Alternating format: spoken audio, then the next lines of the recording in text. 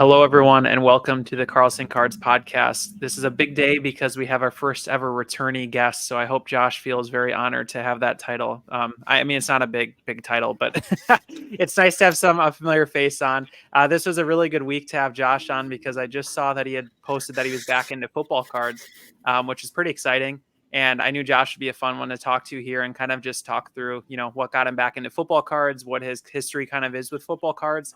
And then one of the things I think would be interesting to learn a little bit more about is, Josh, how you feel about the difference between basketball and football card markets, especially in the area that you deal in, which is a lot of the, I don't say like higher end, right? But the really rare stuff, the one of ones, that's what it seems like you enjoy collecting. So I guess, first of all, Josh, how's everything going? How have you been since we last spoke a few months back? Actually, it's probably like a year ago. What am I saying? It's like a year ago. Yeah, well, thanks for having me, Austin. I'm definitely honored to be the first repeat guest. I didn't know that. That's cool. It's usually Chris, so it's nice to beat him at something for once.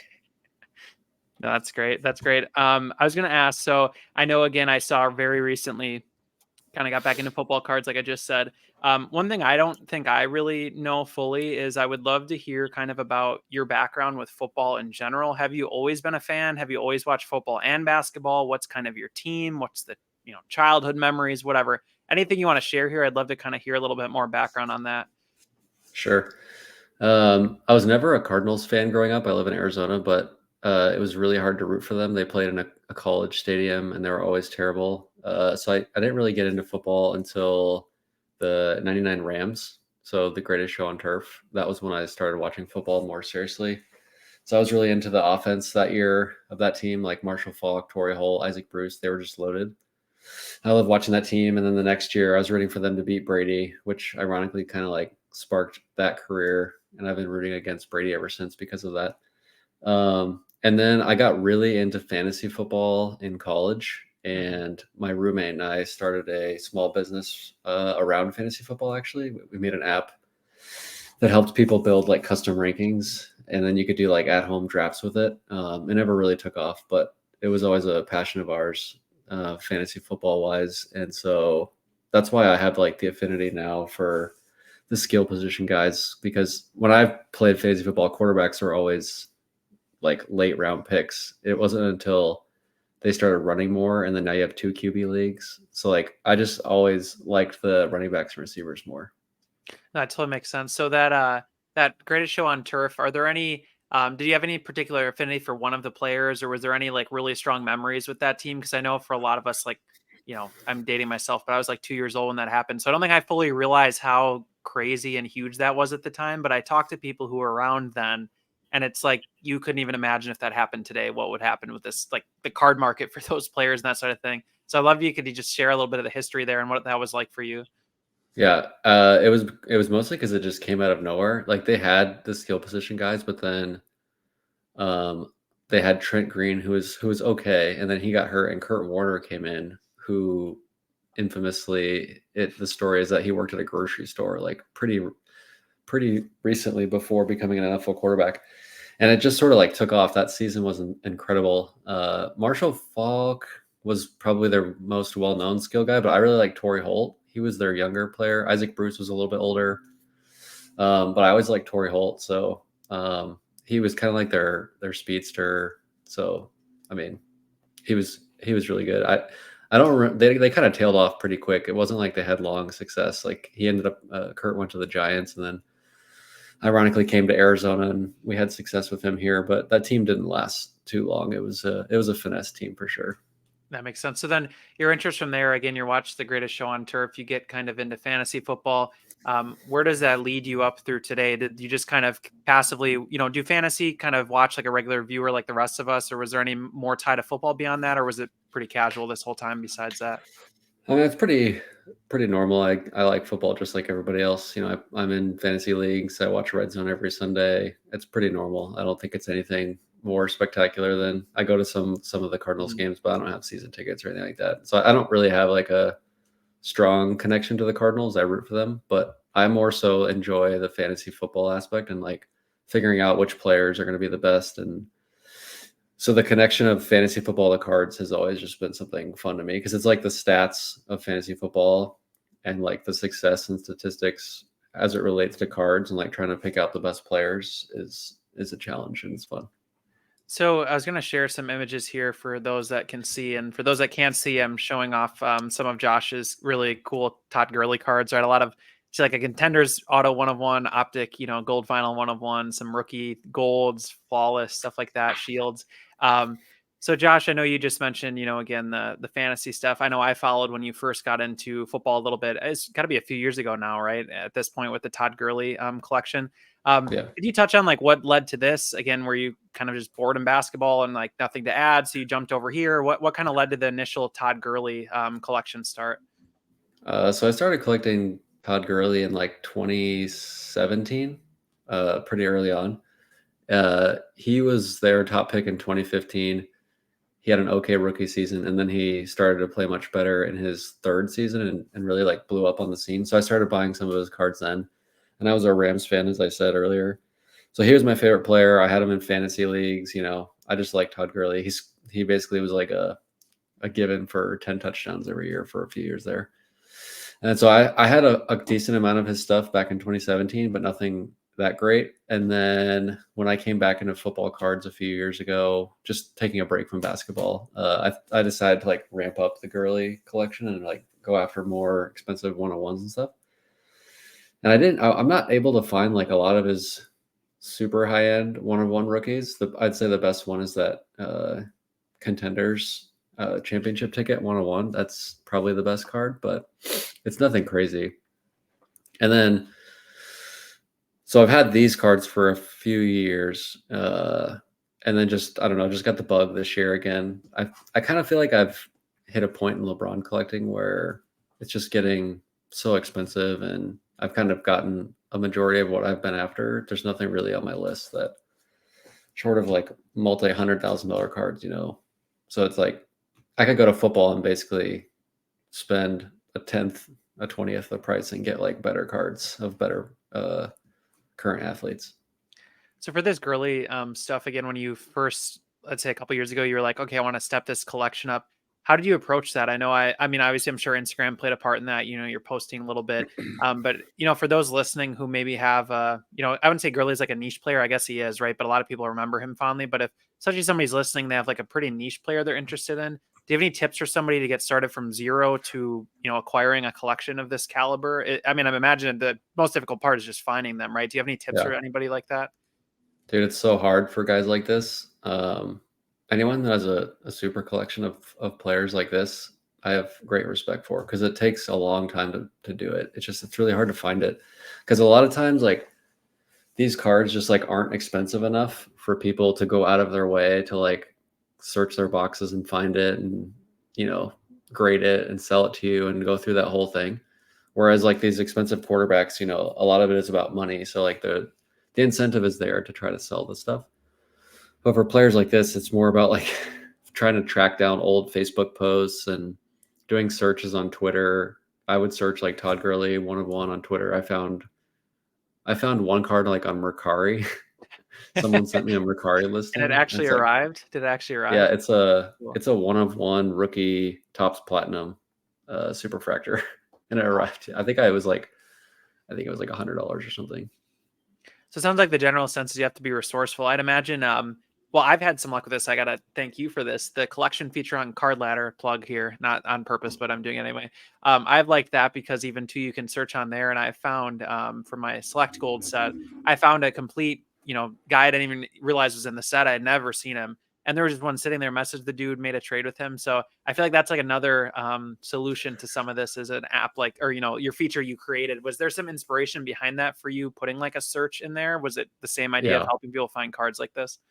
Yeah, Instagram, as you know, is like horrible for searching Oh individual yeah. cards because you have How to have they search like, never improved that? It's like a nightmare. You can't just like search Todd Gurley cards and get, it's not like a Google search. It's like it just yeah, shows you it's a because ton. of like the tagging system and people Sure. don't like spend the time doing all the tagging. So I just wanted a place to like make stuff searchable and we made sure not to like attach pricing to it because some people just like having it as like a place to show off their Mhm. cards and not making it about like what the card is worth. So it ends up being a decent like underground trading system or whatever. Yeah, collector to collector kind of thing. You can find these niche guys a little better by There's some searching nice stuff on there. there, dude. There's some like Oh really yeah. nice football cards in there. I'm amazed how many times too I search and then they don't have an Instagram page attached, nothing like that. It's not. It's just like name is John's collection, and then you click on it and you're like, holy, holy crap! It Yeah. happens probably a lot more. Yeah, I mean, I'm sure you see it a lot more than I do, but yeah, it's nice to have that option. Otherwise, I don't know how you just search and see collections like that. There's not really like, I mean, again, Instagram, right? But those that don't have Instagram, which there's probably a lot out there, there's no other real option besides like again a Twitter or something. But I don't think people are documenting that well on there. Twitter's a little bit better. But dude, I have a saved search for Todd Gurley 101, Todd Gurley, Hmm. Gold Prism, and Finite. I have all those. I've purchased one Todd Gurley 1 of 1 in the last like year and a half through auction. And it was like a 2019 select black. And it's just like, I don't know what it is, or I just haven't had much luck finding. I've only got one Prism Black Finite. I have no idea where like the Topps Chrome rookie superfractor is, the finest superfractor, the NT Shield. No idea. Never seen them. No pictures. No idea. Honestly, does that make it more fun for you having the allure of like you couldn't just outright complete this? You kind of have that hanging on. Like, do you like that side of things as a collector? It is cool. It also makes me think like I'll probably never find a good majority of those, which is fine. You just kind of have to like enjoy what you have, and that's kind of why like in the last couple weeks it's like let me branch out, Mhm. find some other cards, other players I like. Todd Gurley's not even, he's obviously not playing anymore, so Mhm. it was nice to like mix in some retired guys with some active guys. Yeah, so kind of to shift over to that conversation a little bit. Of course, my first images I'm going to show is a retired guy, but instead of a Mount Rushmore, what we have here is your 6 cards that you just shared recently, which again make up a 6-headed Mount Rushmore, I guess. That I'd like if we could just kind of step through. I'm excited to hear about these, but before we start and talk about this player in front, I'd be remiss if I didn't ask kind of what is your selection process for yourself as a collector when you identify I want to add player A or B. It seems like you have a general trend of wanting to go for one of ones from certain key products. I mean, right? I guess I'm not seeing a ton of like random one of ones and stuff like that. What's your threshold for that sort of thing? How did you stumble on it? I'd love to just hear your perspective there. Yeah. Um, well, when I did football cards like 2 or 3 years ago, I kind of didn't know what I was doing, in my opinion. Like, or at least for my own taste. Like, I was just Do sort any of, of us know what we're doing, Josh? yeah, exactly. Yeah. Well, I bought like a bunch of random, like I had 4 Julio Jones RPAs out of 99. It's like, why do I need 4 of these? They're not rare. They come up all the time. And just like a bunch of random cracked ice, this and that. And it just sort of, I never really got like a ton of enjoyment out of having a lot of that stuff. So this time coming back, I felt like I should just get hyper focused on the best of the best players, best cards from the best products. Hmm.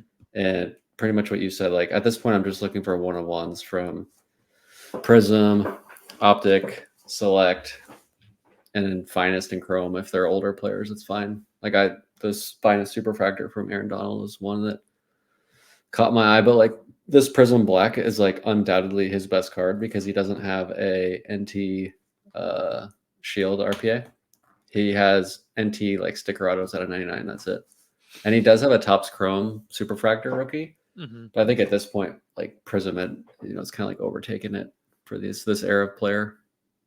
Yeah, that's one thing I wish I knew a little better, right? Because I know I collect this stuff now, but I wasn't into cards in like 2014, 2015, that sort of thing. I'd be really curious when that like threshold jump happened because I highly doubt, and from what I've heard, 2012, it wasn't like Prism was the king. I mean, it's still Right. top Chrome, stuff like that. So I'd imagine though, you have to imagine around this time frame, like you said, because I noticed as a, finest collector and that sort of thing, they started to get crazy. Like the golds changed the numbering, they added all these weird parallels. Reminds me of kind of like what Panini's doing now versus then at that point, it seemed like Prism was the plain like, eight parallels in 2014 or whatever it is, like 4 or 5 in 2012. Like that just seems much simpler, but I don't know if you have Right. any insight there. I mean, it sounded like you just said it seemed like Prism had kind of taken over by 2014. I don't think it had taken over by then. Dude, I was buying in 2019, I was buying 2012 Prism Silvers of LeBron for like $70. And now those are like thousands of So that it dollars. really is And just a so boom thing then, you think? Yeah. yeah, Oh, Prism interesting. took a long time to take off. And now like looking back, it makes sense. But it took a few years for the product to like establish itself, and then we knew it was going to stick around, and then it would kind of become like the new Topps Chrome, the premier chromium set. But I think the biggest key thing for me with this card is that I really like that football established itself having the finite black prism instead of just the regular black prism from basketball. It's like gives a little bit extra visual flair to it, and it separates it from basketball, which I enjoy. I think they look a little bit nicer as well. And so So the finite, that's been a fun part of it. no, that makes a lot of sense. Sorry for interrupting there. The finite, again, I'll be totally honest. I don't actually think I've ever seen one of these in person, which is shocking now that I'm saying that. But it's kind of like is it kind of the same as the mosaic type of parallel? I mean, it looks similar. Oh, great. He's pulling up the black finite Aaron Donald.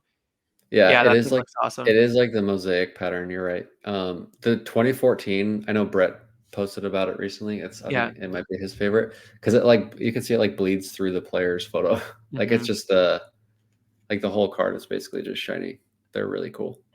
Yeah, it is very different. And you mentioned again the going through the player. I always find like little quirks like that are cool because it's again it even distinguishes a product from another one. Like you just said. Right. I don't know if other years do that or not, but that is really neat. Dude, so in 2012 Prism, which is the first year Prism, Hmm. basketball has the gold parallel and then the green parallel, which is like the retail, Yeah. and the silver parallel, and that's it. Football also has the Black Finite 1 of 1 from 2012, which, dude, if you search 2012 Black Finite Prism sales on Card Ladder sales history, there's like 5 ever. Like it's the most ridiculously hard to find thing ever. I think that Adrian Peterson sold recently, and a lot of people got really excited about that comp because the 2012 Black Finite, like it's almost like people don't even know it exists because basketball didn't have the black parallel. So you just kind of assume, but football did have the 1 of 1 from 2012. So that kind of is like it's kind of it might be known as like a player's best non-rookie card that exists if if they predate that, which Aaron Donald does not. I guess I'll be honest. I just always assumed for some reason now that you're saying that. Obviously, I've never seen a basketball 2012 black, but I've just assumed they were existed, and I just had never seen them. I That makes those way cooler though. Now that you're saying that, Right. then you still have that. Few episodes ago, I had on somebody who's a Bears collector, and he had a Matt Forte, one of the pylon prisms. Have you seen those? The one of ones. Hmm. Yeah. Those. I mean, it's just again another The interesting orange. quirk that doesn't exist anywhere else. I don't know. I just feel like those kind of things are so cool. But so then the pylon ones stopped.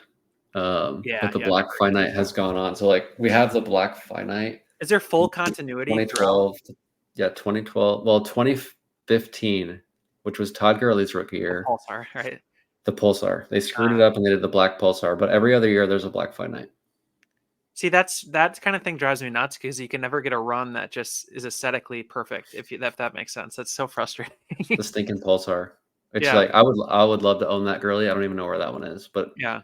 it's like the replacement for the black finite Hmm. rookie for Gurley. It is interesting how they did that.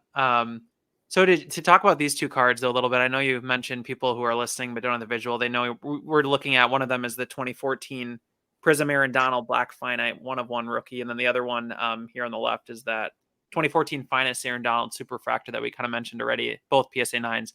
Um, How did you go about acquiring these? If you're able to share, I'd love to hear that story. If they were difficult, you kind of had seen them, and then before you made your decision, you kind of saw they were available, and then that kind of maybe helped decide you wanted to get into football and this player specifically, or kind of what was the story there? Yeah, so first I need to go back to the Tyreek Hill, which you'll get to, Yeah, but it's part of the story.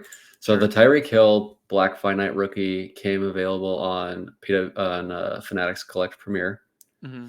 and I've been looking for like a jumping off point to getting back into football. So I kind of just been like lurking for a while, seeing what I liked, and I just started looking into Tyreek Hill's career and watching highlights, and it's like this guy's a 5-time All Pro. Yeah, He's probably going to be the best receiver of this era, like the Mahomes era. yeah. And What's he's your got the cutoff Super there? Bowl, and 2017 onwards, that era. he's yeah, Well, exactly. that's And he's rookie a year, I guess. 26 But yeah, he's a 2016 rookie, right?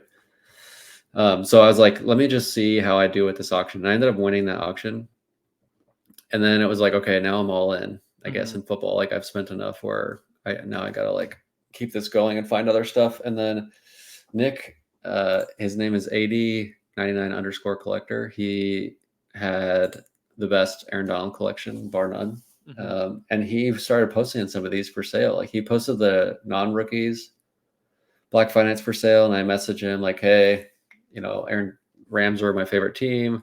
Aaron Donald's like the best, top 3 defensive player of all time. I'm interested in this. Would you sell the rookie as well?" He sold the non-rookies like so fast. He sold the Black Finance like so quickly. I didn't even honestly have time to like react to it. But he didn't sell the rookie as fast, obviously, because it's just, the price was so much more. And then I was like, what other rookie one-on-ones do you have? And then these two caught my eye. So I was like, you know what? I already bought the Tyreek. I'm in.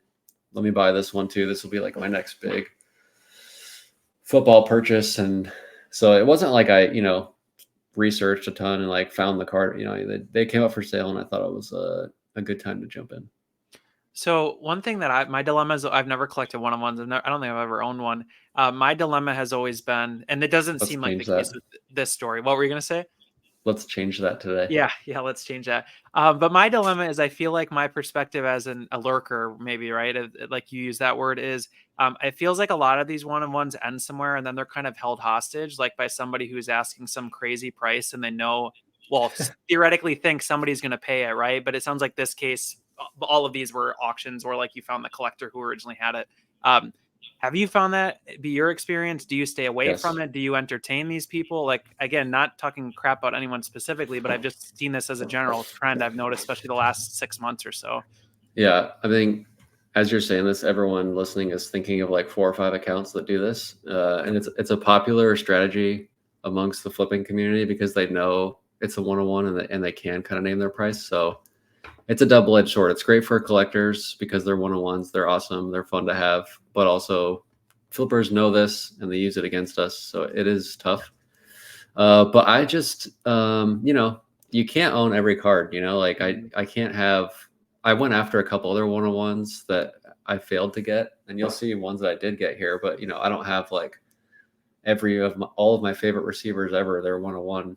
It might take time, or it might take sellers and flippers giving up and sending it to auction. Like the Tyreek was from a flipper, and he just gave up, sent it to auction, and either wait them out or you just move on and like, no, you can't get that card and find something else. So When you say, it's a frustration for sure.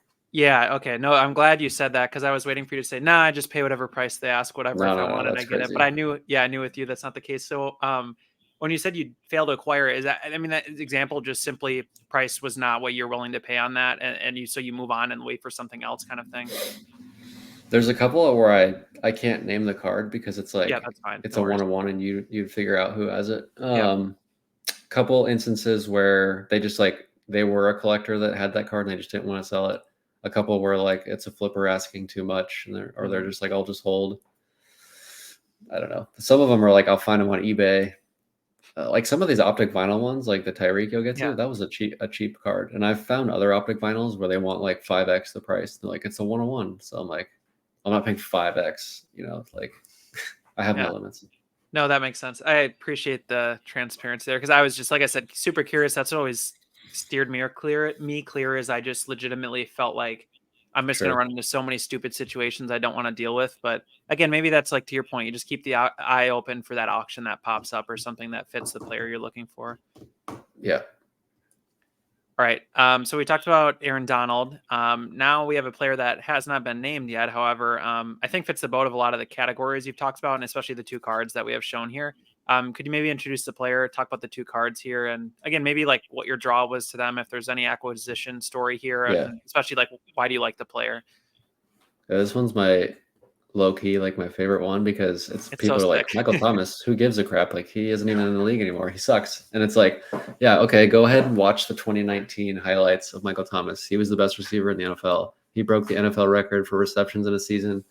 I think he still has the number 8 fantasy PPR season of all time that year because he had 149 catches in 16 games, 9 touchdowns, and like 1,700 yards or whatever. It's like the most insane. And the year before, he was also a first-time All-Pro. So he's a 2-time first-time All-Pro, first-team All-Pro, and obviously like the receptions record.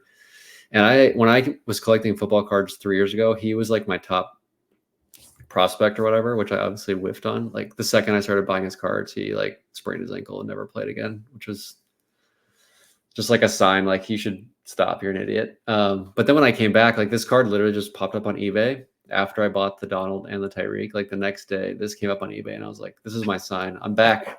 I'm in the right spot." Michael The Thomas Holy is like my Trinity. guy. No other idiot would buy this card except for me. I gotta buy it. That's amazing. And so one thing I was going to ask there, and I guess maybe just a random food for thought, see what you think about this. I have noticed, and I had no idea if it's because of the kickoff changes and the lack of yards available on the field now or something. It's like the numbers this year in fantasy through the first 2 weeks and player stats are so down. And Yep. it's interesting because they play an extra game.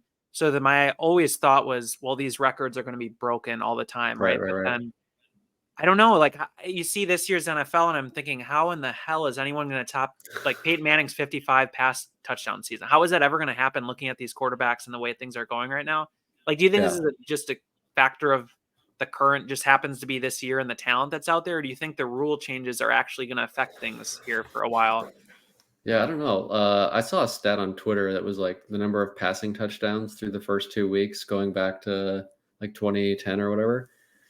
And this was like by far the lowest. Like I think it was like 66 passing touchdowns through 2 weeks, and like last 2 years ago it was like 100 and something. Like it's down a significant amount. It's not just like a blip. Like this is a Yeah, real thing that's happening where passing touchdowns are way down. Um, I've been reading and listening to podcasts about it. They talk a lot about how like the too high safety thing has changed a lot. Like teams have stopped blitzing as much and they just gone to this like super conservative too high and like let you run the ball. So you're seeing higher EPAs per play on running and much lower on passing because of that. It's probably a shift in the quarterback focus from a passing quarterback to a hybrid quarterback, like Anthony Richardson, Jaden Daniels, even Caleb Williams. Like a lot of these younger guys are more hybrid guys, and they're not your traditional Drew Brees, Peyton Manning, Aaron Rodgers, Ben Roethlisberger. And the third theory is like we finished the absolute golden era of passing quarterbacks, and they all retired at the same time. Like Brady, Rodgers, he's not retired, but come on, yeah. Manning, Roethlisberger, Rivers, Breeze. We had like 7 Hall of Fame all-time guys, and those guys are all at the top of the list of these passing yards, and they all retired. So you're kind of like seeing the after effects of all of those things. To your question about records, I'm not sure. I mean,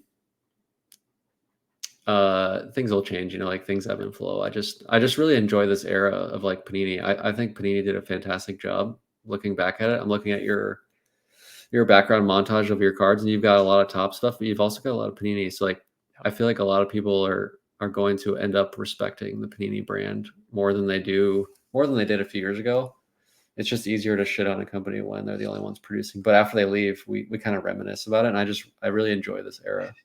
I was just mulling that over the other day because yeah, I can like my threshold right now is like I do like 2015 prior. That's just I like those first 3 years of Prism the most. That's when they're introducing a lot of things. Or 4 years of Prism, I guess, if you did the math right.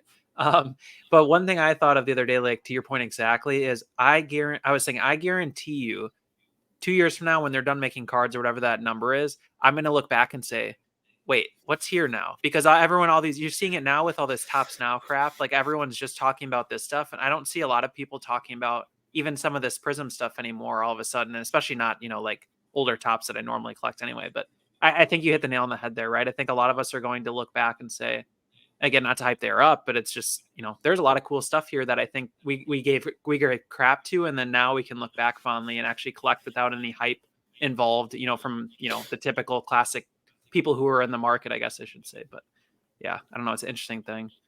Yeah, I agree with you. Everything you said. So again, I see the 2023 Prism Michael Thomas here on the right, the PSA 10, the Black Finite. For a guy like this, how do you value the rookie versus other years? Not in terms of price, but just in terms of desirability. Like, ideally, would you grab every year of Prism Black Finite if you could, or do you Yes, just I like would. certain? Okay, nothing to Yeah, do like with so much the photo, just more of the limited. Since they're all one of ones, you take them all. yeah, I would have bought all those Aaron Donalds, honestly. He had the prices listed at like I was like gonna DM him, but the next story was like sold them all. It's like, okay, never mind.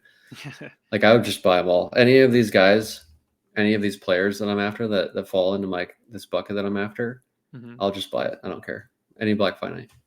Yep, makes sense. And so, follow up question to that then is, Do you feel any issue from sharing it? I know you're a guy who shares it. I think you'd probably agree. And I've found this. It usually helps lead to cards more than it hurts, I think, a lot of the time. But is that ever a Probably. thought for you with this, or how do you think about that? And what would you recommend to others? Is it better to share It's what you're going after, or just keep it quiet? it's probably a wash.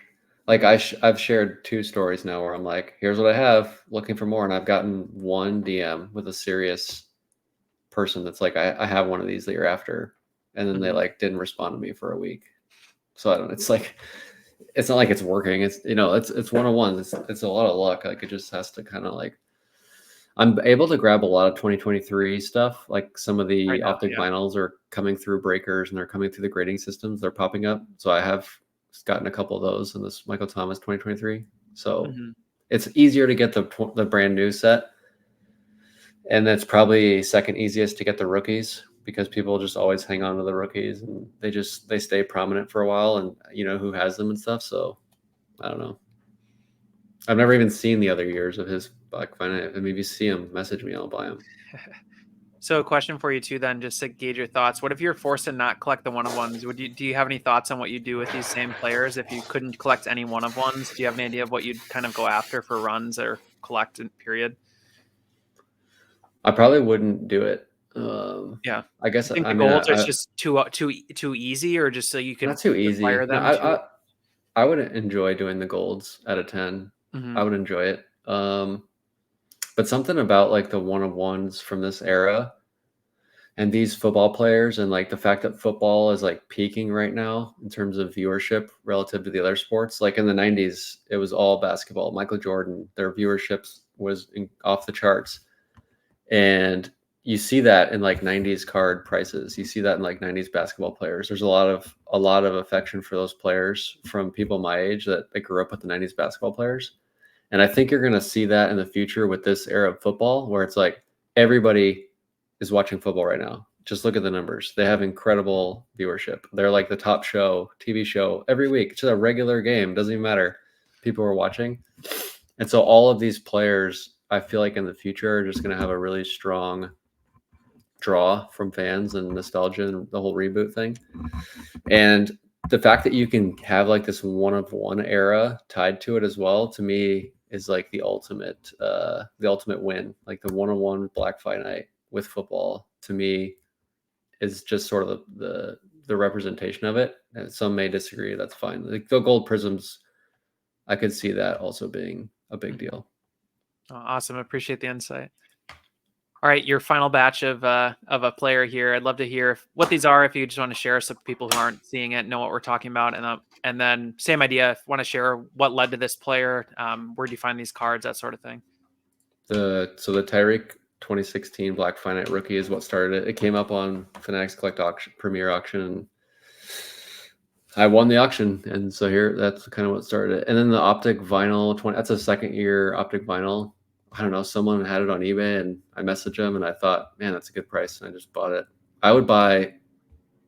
I would like buy hundreds of cards like that optic gold vinyl Tyreek at that price that I got it. I would just keep buying them. You could just send me players like that all day. I'll just keep buying. I don't get why they're so cheap compared to basketball. Yeah. So in terms of basketball, you mentioned it there. What's your comparison between the two sports? What have you found that you like football offers that maybe is different in basketball, and what maybe do you dislike? Is there anything that comes to mind there? Yeah. Football is traditionally seen as like this team sport thing, like fans have their team allegiances, like the Steelers and the Packers, these big brands. And basketball has traditionally been about the individuals, especially like in the social media era. But I feel like recently, especially with fantasy football and DFS and gambling, there is a lot more individuality in football coming out. Tyreek Hill is a great example of that, if you've seen him in the news recently. Um, the other one that pops out of my head, I actually have 2 here. Antonio Brown. I Mhm. have his 2016 and 2017 optic gold vinyls. So these are the first 2 optic vinyls of Antonio Brown. I don't know why that 2016 set isn't more popular. I was just thinking of that because I'm doing the first year select set. I know it looks great, but I have to imagine that 2016 optic set looks good, but I don't see anyone collecting it. I don't know why. I just feel like there's not a lot of people out there that collect it. Optic doesn't I get the don't know, love, man. maybe. I don't know. Like Antonio Brown is like to me, he's going to end up being like Dennis Rodman of this era, except Yeah. he actually has good stats. Tyreek too, maybe. I don't know. But yeah, no, I agree with you. But Antonio Brown and Tyreek are like head and shoulders the two best fantasy football receivers from this era, in my opinion. And Dennis Rodman was like an average basketball player. So great rebounder, but that's about it. Antonio Brown, go look at his 2014 and 2015 seasons. It's like, dude, incredible stats. And he's obviously like kind of a crazy person now, but him and Tyreek are both on edge. I kind of like that part of it. It makes it more fun. Like we're collecting cards, I'm not like investing in their families or something. Yeah, no, that makes sense. I remember too, even with Antonio Brown, it was like, because that was my like peak, again, introduction to fantasy, learning NFL history was around those 3-4 years where Antonio Brown was just getting started. I remember they had Mike Wallace, who was super good. Everyone thought was so good, and then this Antonio Brown guys left because Mike Wallace just left for the Dolphins or whatever it was, and then like you said, he just torched the freaking league. It's just And amazing he's how that like, happened. it's funny because people see Tyreek and Antonio Brown, they're like, oh, they're probably just like, possession receivers. Yep. They don't catch a lot of touchdowns. Those guys like lead the NFL in touchdowns. Yeah, Like burners. Tyreek led the NFL in touchdowns last year. Antonio Brown used to lead the NFL in touchdowns. And these two guys both return punts sometimes. Mhm. Like I just think they're both special players. I need more Antonio Brown cards. I'm having a heck of a time finding his stuff. But he is probably like, I'd say he's probably like my top. If I had to like choose one guy to go hard after, it's probably him, Tyreek, and Donald. Those are like the three guys. Is that trio, is that just based on your fond memories or the fact that maybe you don't see a ton of their nice cards? Like I can't think of anyone who collects Antonio I just Brown, I'm think they're sure like there is, but I think statistically they're like the three best guys. mhm, Like Aaron Donald, 8-time first team All Pro. yeah. And Tyreek, Antonio's 5-time. mhm. Antonio's Yeah, sneaky though too. Like to your point, I feel like when you plop his entire stats up, then you're like, wait, holy shit, that's Antonio Brown. Like I don't think I don't know. Like I don't realize. And then I think you overthink other players. Like no flack against like Julio Jones. They had amazing, or yeah. Kelvin Johnson, right? Too. Their career numbers are good, but they had peak years that were they were super crazy good, and then their actual overall stats, I think, surprisingly, when you compare to Antonio Brown, it's shocking the difference. I think South Park Cards posted this, and I agree with him. If you like posted blind stats of Tyreek and Brown, have those together, and then Calvin and Julio next to each other, and you were like, which of these groups is Calvin and Julio, and which is Tyreek? Everyone would get it wrong. They would just assume Calvin and Julio have the bigger stats. But I guarantee, like Antonio's a 4-time first team All Pro. Tyreek is 5. I think Calvin and Julio each have 2 and 3 first team Yeah, probably All three. Pro. So like about half as many.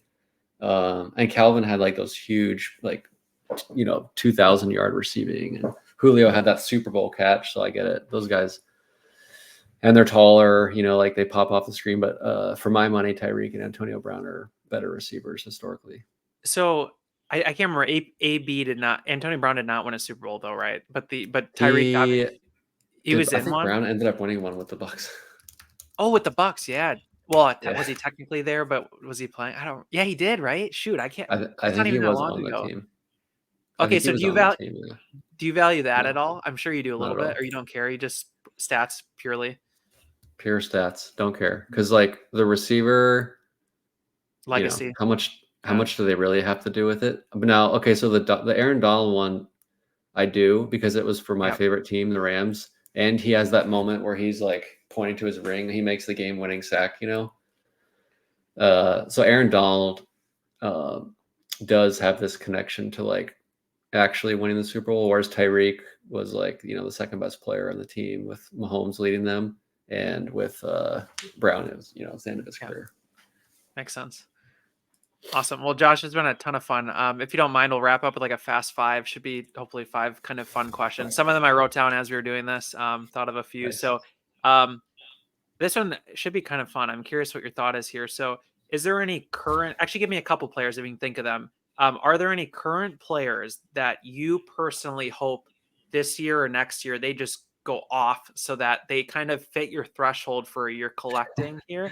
You know what I'm saying? Like, pick a player that you maybe like randomly for some reason, and they just go off and have like 2,000 yards next year, and then that hits your threshold. Like, you want to go after them. Is there anyone that comes to mind off the top of your head when I say this? It sucks because his card prices are already really high, and I want to get some of his stuff, but Justin Jefferson is my Hmm. favorite for this category. I don't own any of his cards yet. I would love to have his Black Finite, but it sold publicly for 57,000, which is a lot more than the Tyreek. And whoever owns it, it's going to want more. So it's like I don't know that I can do that. I have one other name, but I did just buy his best card, so I Okay. don't know if I'm like ready to. But he got hurt, so like I literally like I bought it and then he got hurt, so he's not going to have a big season this year, but hopefully he does next year. That's a good question, man.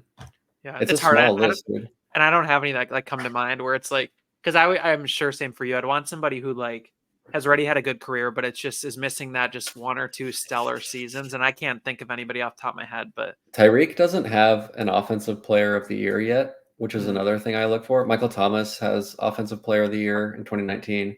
Todd Gurley won offensive player of the year in 2018. But Tyreek doesn't have offensive player of the year, so that'd be awesome. But with the Tua injury, dude, literally, I oh buy yeah, Tyreek, and then Tua gets hurt, and then I bought this other one. He gets hurt. That's football, yeah. man. That's part of it. Thankfully, the Packers have nobody you would even consider buying right now, so just stay away from them, please. Jaden Reed, Josh Jacobs. I don't know. Josh Jacobs isn't a bad name to say what I just said too, or even like, again, they're pretty niche, but like Aaron Jones even too has had a really sneaky good career, but he's never had that one just crazy good season. So I feel like Hmm. maybe those are some good names. But Yeah, all right, finite or superfractor, if you had to pick, put your two best years, your favorite 2 years up next to each other. What are you taking? man. If you asked me like a month ago, I would have said super factor, but today I would probably say finite. They're just so nice. Yeah, you'll have to see one in person, dude. They're pretty sweet. No, excited, awesome. And then final prism touch on here is, do you have like a top three that you would say are your no particular order, maybe your top three prism designs? If you're obviously you've gotten much more familiar with them, I'm sure from looking at football a lot more. But basketball, they're the same designs mostly anyway too. But Yeah. I really like 2018 and 2013 and 2016. Those are probably my top three. nice, just because of design or the players in them, or Yeah, both. yeah. 2018. I don't know. I just like it. And then Is it because of basketball? Because we were all looking at all those basketball cards like all those years, like a couple years ago, yeah, all 2018. yeah. Because I It's love not that just design too, and I football. don't know why, but I think it's nostalgic already.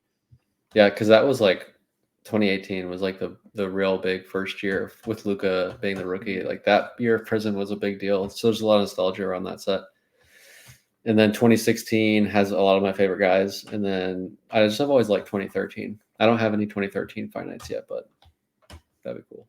Yeah, that's really cool. It's funny how even we're talking about nostalgia for like 2018. Again, even like the crossover from I basketball to know. football. The only reason we're nostalgic for it is because of the slants of the lines on the card. Like how stupid how stupid is that?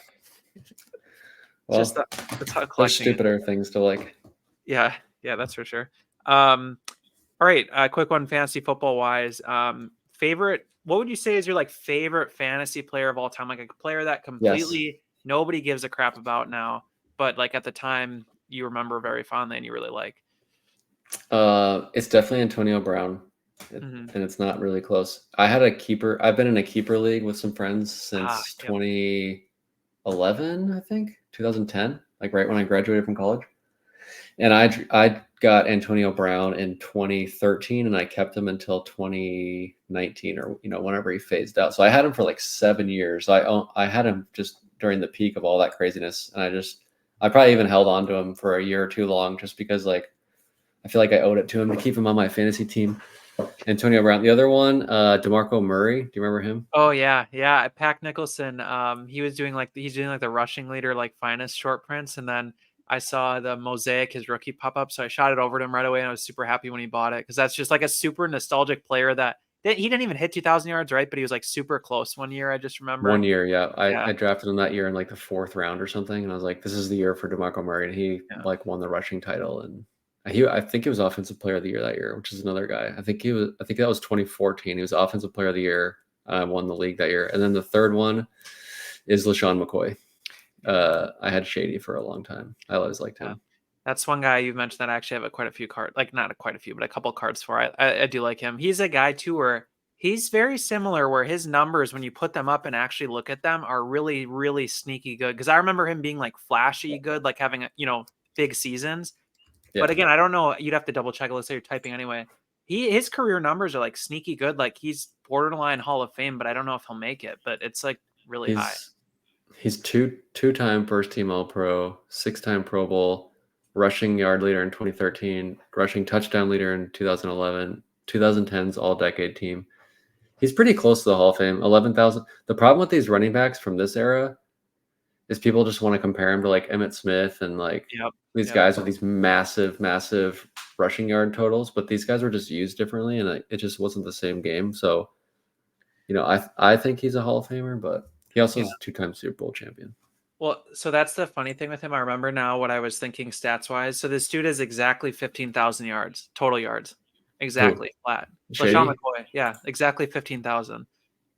Oh yeah, look at that. 3,898 receiving, 11,102. Yep. Yeah, I also remember averaged 4.5 yards a carry, which is tough. Oh, Jamal Charles is another one. His yards per carry is crazy, but again, his numbers are not that. I don't think his career numbers are that crazy, but yeah. That's because this era, man, it was like that was the like we talked about. That's the passing golden era. So like these running backs from this era just didn't get as much love. Yeah, that totally makes sense. Okay, and then what was I gonna say? Oh yeah, sorry. Final question here. If you had to go back, so again, we've talked about mostly Topps era, mostly Panini. What the heck would be your '90s player if you had to pick one? It's probably Torrey Holt, maybe after you're already saying it. Again, it doesn't sound like you're interested in doing that, but I'd be curious if you had to pick somebody from that era. Maybe it was drafted in the '90s. Marshall Faulk, maybe. Just because I think Torrey Holt, like what was Torrey Holt's rookie year? Like I've never collected Torrey Holt, so it's like Yeah, I actually don't know either. I know he's in a lot of the later 2000s. Like he he was makes it all the way drafted in through. '99, dude. That was like his rookie year. Yeah, makes So he sense. doesn't even have any of that cool stuff. I guess Marshall Faulk. I don't know. I just see like I just don't have any affinity for like the '90s football players because I didn't watch football in the '90s. I watched basketball. Makes sense. That's why you collect the basketball on that around that time frame. Yeah, not the football, but Right. I guess not LeBron, right? He's not 90s at all, but awesome. Well, Josh, this was super, super fun. Really appreciate you hopping on. Again, first ever two-timer here. So if fitting, we had one for each sport we covered. So this is a ton of fun. Just really appreciate it. Thanks.